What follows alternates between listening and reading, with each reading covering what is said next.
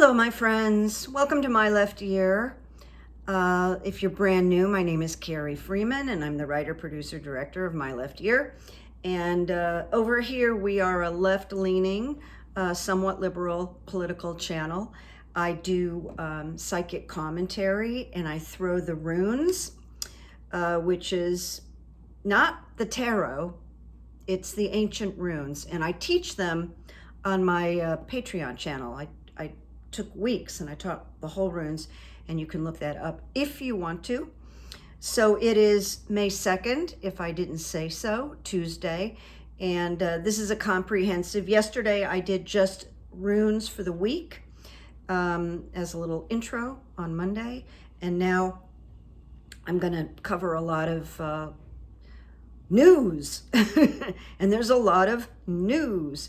What I do when I'm not here is I do psychic coaching, and I've been a clinical hypnotherapist for over 20 years.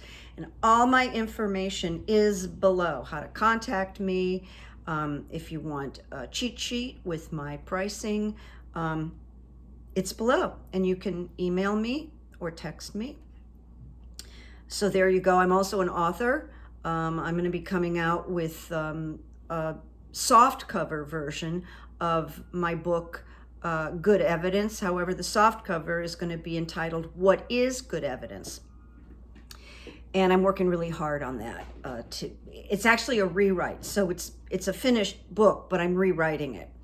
All right, here we go. This is for entertainment purposes only, and I tried to cover a lot, but can't cover it all. Even if you do it every day, you can't quite cover it all because it's so fast coming. But I'm starting here with the debt ceiling, which is supposedly time is up in June. So reports are that Kevin McCarthy's proposal is a joke. They called it a joke. But basically, they came out with their debt ceiling proposal, which cuts so many valuable things for Americans. It's painful, but they're trying to crush Joe Biden by saying, we submitted our proposal and the president will work with us. So they've got cuts to Medicaid recipients, veterans medical and therapeutic treatments, food programs, SNAP. Oh, it's just dreadful. It's so dark what McCarthy did. So right now it's looking like a it's just looking like there's no meeting ground. But often there is a meeting ground, even if it's in 24 hours before the debt ceiling is going to crash. And I didn't throw runes on this. If you want me to, let me know. I'll do it next time. Because I'm just watching it play out. You know, they're kind of a little bit punking us. Thinking, oh my God, what's going to happen? And somehow it's such a huge thing if they don't raise the debt ceiling. It's like monumental, tragic, enormous. So I'm leaning towards they're going to come to something at the last minute. And the weird thing is that if you watch Joe Biden, he just doesn't seem to be nervous. He's got that way about him. So, you know, if the debt ceiling is not raised, there's going to be skyrocketing credit card charges, mortgage rates, all kinds of stuff. People who are on Social Security won't get that Social Security. I'm just holding the faith here. All right. So I'm going to move on to a lady I don't really like, but I want to mention something, and that would be Nikki Haley, who is running for president. I wanted to say allegedly, but she's running for president. She doesn't have the prayer. Her numbers are incredibly low. I didn't look them up, but they're really low.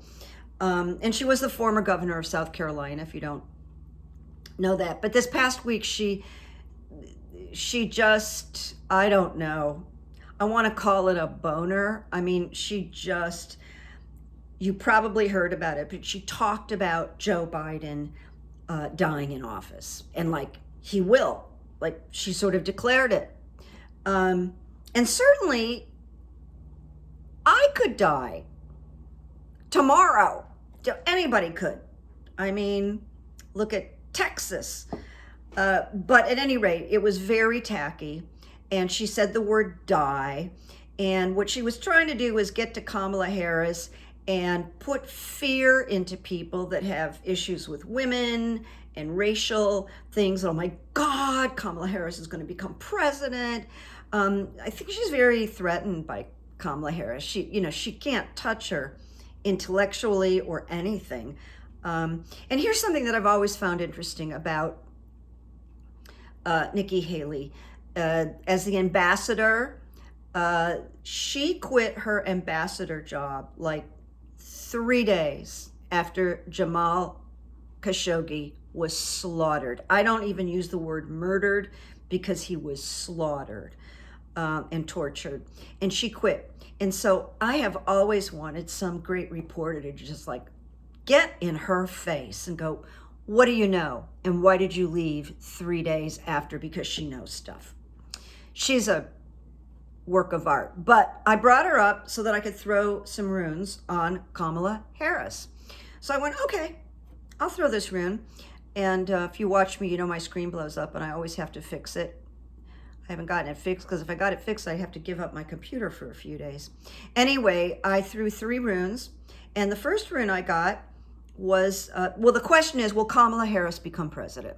And I didn't ask how.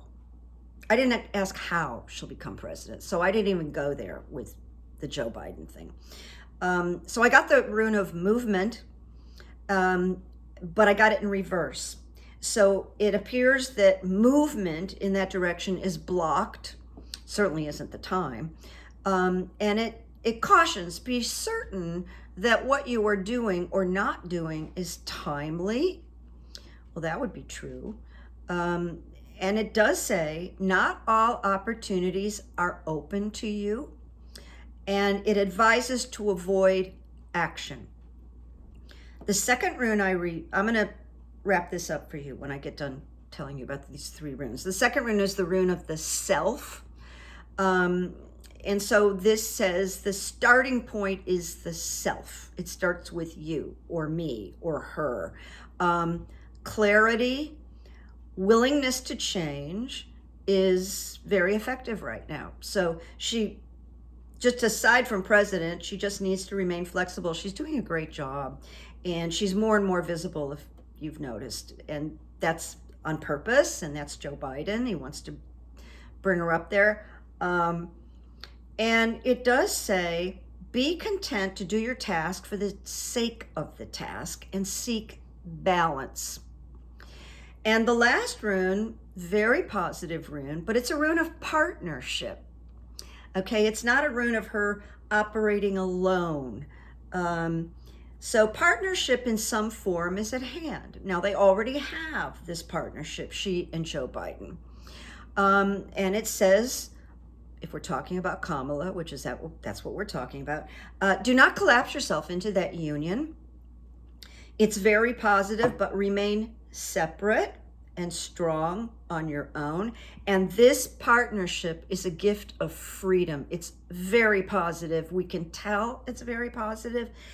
So what this, because I've been reading the runes for a long time, what these 3 runes, movement, the self reversed, and partnership tell me is that, well, first of all, I believe, in a lot of psychics, tarot readers, believe that Joe Biden is going to be our next president. He's going to continue to be president. He's going to win that. And so that means this reading tells me Joe is not going to expire during those 4 years. He's going to stay alive during those 4 years. And their partnership will prevail beautifully. Now, after 2028, when Joe retires, I got a PD hair in my lipstick.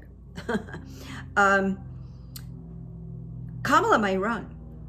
I mean, she's really young enough, and now she has all this experience. So, but in this time frame, like the next 4 or 5 years, this is telling me not likely that Kamala is going to become president, but nothing bad about Joe either. So, he's very vital, and there's something about when you love what you're doing and he loves what he's doing, he dreamt about it. The man's on a mission to save democracy, and that is a life force. I mean, that's a real life force. All right, we're going to move on now. Haven't talked about Ukraine in a while. And very recently, Russia attacked Ukraine via airstrikes that were twice in 3 days. And they took the city of Pavlograd. And the Ukrainians confirmed that. So that's not great. But Ukraine has good air defense. However, these missiles they're using right now may run out too soon, and they launch about 200 per month, is what my research told me. And Poland is sending Ukraine the most expensive missiles available, and the brilliant Ukrainian soldiers will be trained, but they're not there yet. So Ukraine's a little still vulnerable. Now, supposedly, these missiles from Poland are like brilliant. They can do anything. And there's a rumor that the Russians are using a lot of the things that fly around. I'm not thinking properly right now. Drones. Thank you.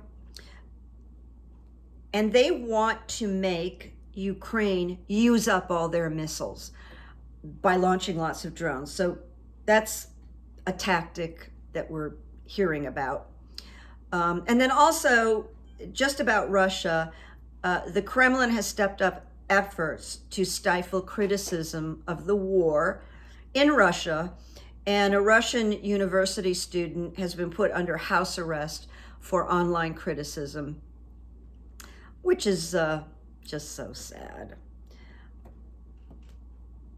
Vladimir Putin is not well. I'll do some runes on that next week, next time I show up for you guys.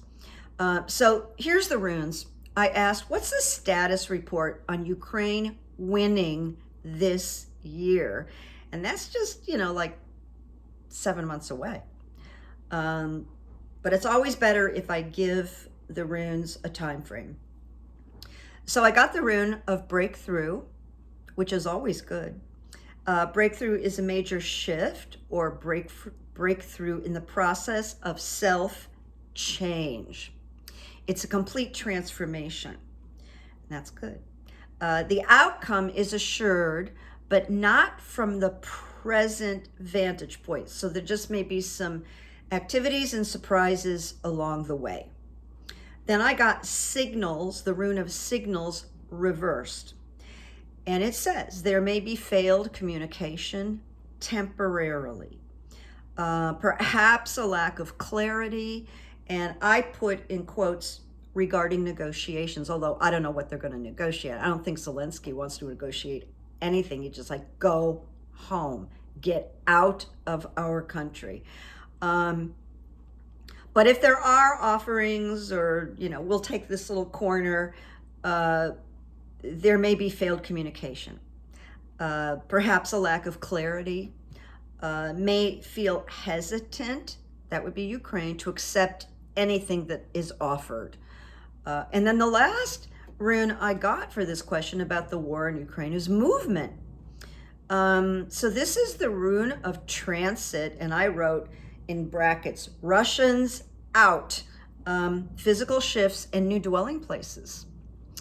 And the interesting about new dwelling places is that much of Ukraine is going to need to be rebuilt. And I think there are funds being raised for that already. So this rune is saying that you have progressed enough to feel a measure of safety. I almost hesitate to say that, but the runes are pretty good. And these missiles are coming, which is very exciting. So I'm gonna do some shorter things right this minute. This Texas shooter, this unbelievable tragedy that happened in Texas, where a drunk man with an AR-15 got angry that he was asked to not shoot the rifle, the weapon in his front yard because there was a baby sleeping next door, and he grabbed his most powerful gun. He went next door and he slaughtered 5 people in this house. So I want this guy, I can't believe he's not caught yet. That just blows my mind, but he's not caught yet as of this moment. So I want him alive. I want this guy alive. So I asked the runes, is he still alive? So I'm going to go through this very quickly. I got the rune of disruption. The only time I got disruption today was about this shooter. And it equals drama. And it always operates in the reverse, but it does indicate change, freedom, invention. It does rip away the fabric of what you previously knew was your reality. And I will say that message is for that shooter, that murderer, mass murderer. Then I got breakthrough. And this is what I knew immediately. I didn't mention this on my intro, but this is called my left ear because I get information through my left ear. It just comes right this way, tells me stuff. So the breakthrough means police get a lead. That's what's going to happen. Police are going to get a lead from somewhere. And then I got movement where they find him. Now, I'm going to just share with you that I've been feeling like he's gone. He's dead. But this is not what the runes are saying. So we'll see. But that first rune of disruption, very, very telling.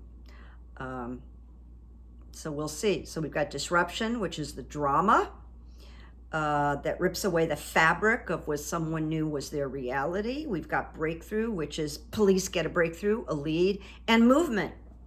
They go and find him. And I hope alive. I'm going to move on to EJean Carroll, who's got the defamation and rape. Well, I don't know if you call it a rape case now because it was such a long time ago, but it's defamation that has to do with her accusations that Trump raped her in Bergdorf Goodin a long time ago.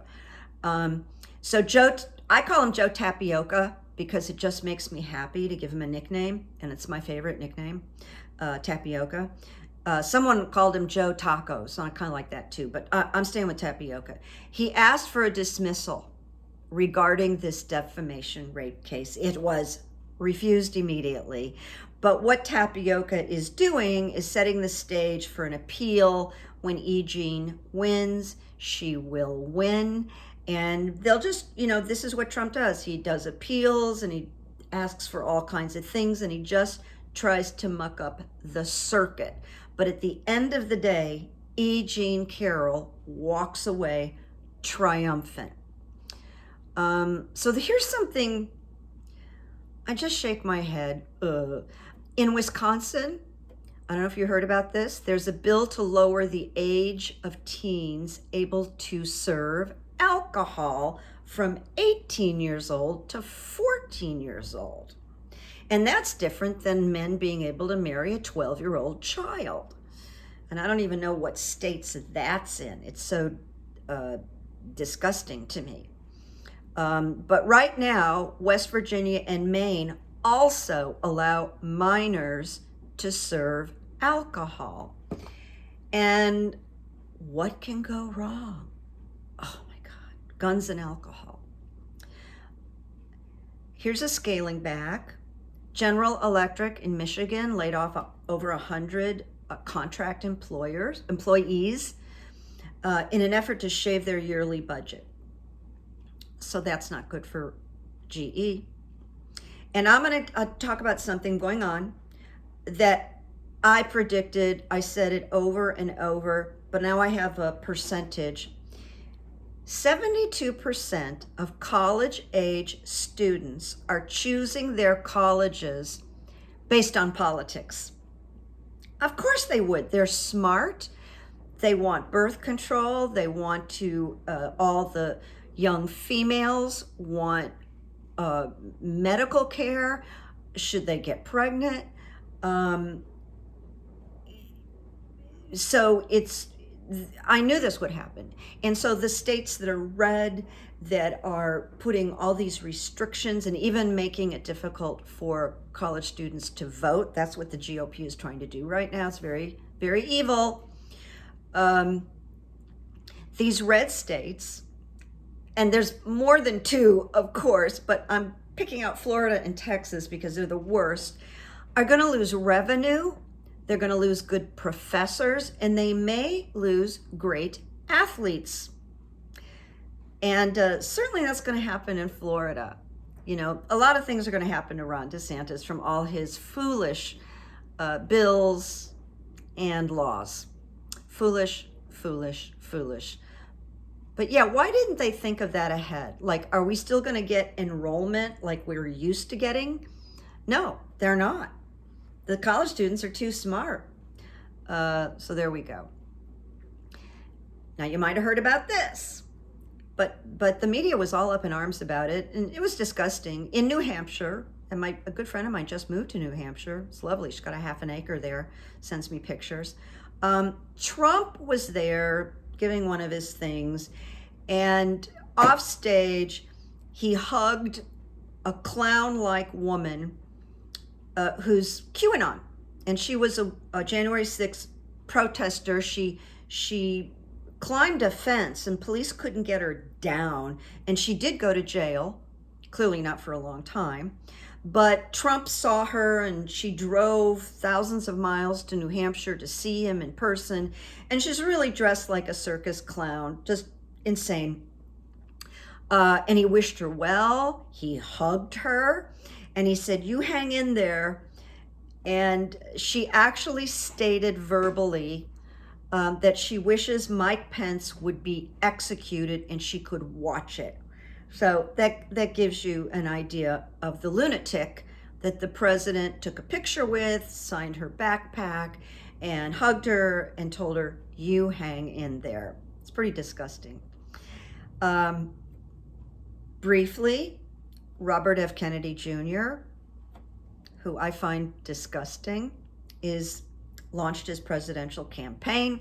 He differs greatly with Biden, but I have to tell you, as someone who's on Twitter a lot every day, there are so many pictures of Robert Kennedy Jr. with Roger Stone. Who else was it? I can't remember right this minute. I didn't write it down, but he's with all these MAGAs. He's taking pictures with all these MAGAs. He's an anti-vaxxer.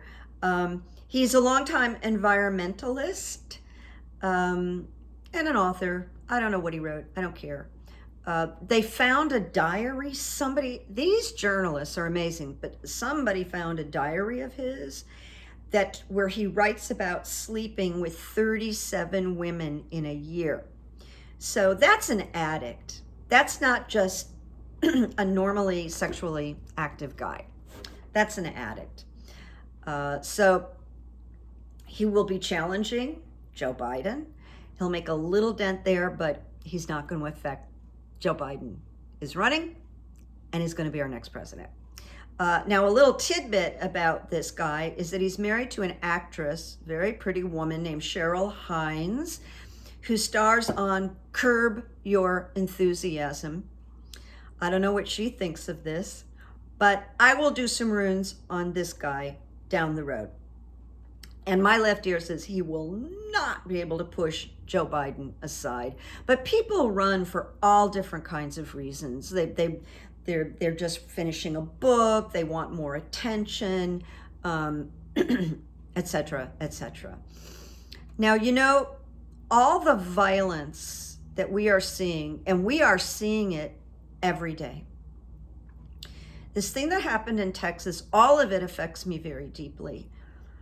But when I write, which is almost every day, I often go to Starbucks because I like that ambient noise, and I actually concentrate better at Starbucks than I do in my house, because there's PD, there's my refrigerator, there's, oh, Dateline is on, or, oh, Nicole Wallace is on, her show is on, and I'm distracted. But what is happening in my neighborhood, and this is just less than a week old, is I walked into a local Starbucks and all the furniture was gone. All the chairs and tables were gone. The outdoors and the indoors, shocking. And they said, we have to do that due to crime. And they didn't say whether they'll put it back. And it's very sad. So I can't go to Starbucks right now and write. I have to scout out a few more coffee shops to see if there's a place I can land to do my writing. But I had a second thought, and this is the reason I'm sharing this with you, and I had this thought yesterday. I was picturing myself where I like to sit in this Starbucks in Burbank, and it's really nice. It's like a wide open, and there's 2 different doors in and out. There's a nice flow. It's in a nice neighborhood. But then I thought, Carrie, while you're sitting there for 2 or 3 hours, anybody could walk in with an assault rifle, and you're just right there, visible, and you could be picked off in a second. And I don't have those kind of thoughts. I don't walk around being paranoid. But I had that thought yesterday, and I said, maybe it's okay. Maybe it's okay that I'm not sitting in Starbucks. And I just went into Radical Acceptance, which is the title of a famous book that was written a long time ago. Radical Acceptance. There's nothing that I can do about this if Starbucks is doing this. I can't say what they're doing around the nation. I can just tell you about my neighborhood. Now, a few words about Scotus, the Supreme Court. As you know, all kinds of ethics issues are emerging, bubbling up. And then add the latest with Neil Gorsuch. He sold a $2 million property that he co-owned to a prominent law firm executive in 2017. And it's raising questions about the ethics. So it's not just Clarence Thomas. The ethics for reporting things that they sell or they buy or gifts that they receive. And so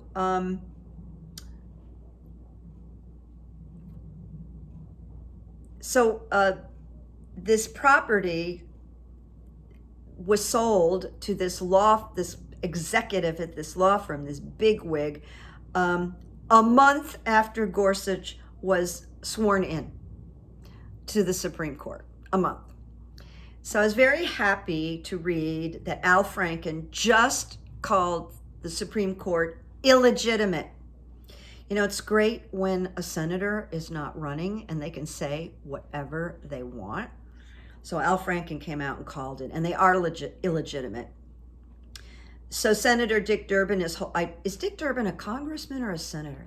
I think he's a senator. I apologize for not knowing that. Is holding meetings about ethics without Justice Roberts, who he invited there and who turned it down. No, I respectfully decline to be there. Justice Roberts thinks they're fine. They don't need any ethics rules. And he wrote this very long letter, and he had all of them sign it, even people that I know don't believe in that letter, but they have to get along with each other. And because of Gorsuch, because of Roberts, whose wife is doing questionable things, and especially Thomas, all the justices are angry and uncomfortable right now. They feel victimized. And what I wrote on Twitter is the justices feel misunderstood, victimized, and very, angry. And I just wrote, so do women. So do women feel victimized, right? Right now, I have really bad feelings about the Supreme Court, obviously. All right, now we're getting to the end with good evidence. And the good evidence, I'm making political today, that in both South Carolina and Nebraska, which are two conservative states, that have been pushing a ban on abortion, a total ban. But on Thursday, both failed to pass new bills prohibiting the procedure and preserving wide access to abortion in those two states. And it handed surprise victories to abortion rights advocates and Democrats. And how this happened is that some female Republican congresspeople voted against the GOP to preserve the abortion. And then in Wisconsin, they made it that abortion is legal. There's no ban right now, up until 22 weeks. This was really good, and it was really good to see some GOP women have the guts to stand up and say, no. So we want more of that. And now onto the quotes. I found a quote by Leonardo da Vinci, and he said, it kind of reminded me of Joe Biden for some reason. But he said, I love those who can smile in trouble, who can gather strength from distress and grow brave by reflection. I just really like that. It's really strengthening. I think, and I can't say for sure because I didn't see the whole foreign correspondence dinner in Washington, D.C. And what I saw was very funny, very well done. And it looked like, I saw snippets of Biden, and it looked like, well, first of all, his writers are so good. And then he's so good at delivering a punchline and a well-timed joke. He was great. And he was very confident. He was having a good time. But I think at the end, what he did was, he said something like, well, I came for the ice cream and there's no more ice cream. And he picked up his famous shades and he put them on. And I think he said, so Dark Brandon is saying goodnight. Something like that. It got a huge laugh, but he put the glasses on and referred to himself as Dark Brandon. And basically what he did, which was so smart, he joked about his age. He joked about all the criticisms that were possible. And, this is what great attorneys do. They tell you what the other attorney's going to do and say. So he did that, and he was delightful. So there you go. I'm sorry that I was tardy on this. You'll get it tonight because now I have to upload it and blah, blah, blah. But I really said, I've got to get this out. So I'm glad I did. And I'm glad you waited. And thank you very much. I'll see you soon. I'm going to do the Patreon probably tomorrow. So look out for that. And bye-bye. Bye-bye. Make peace, make good memories. Okay?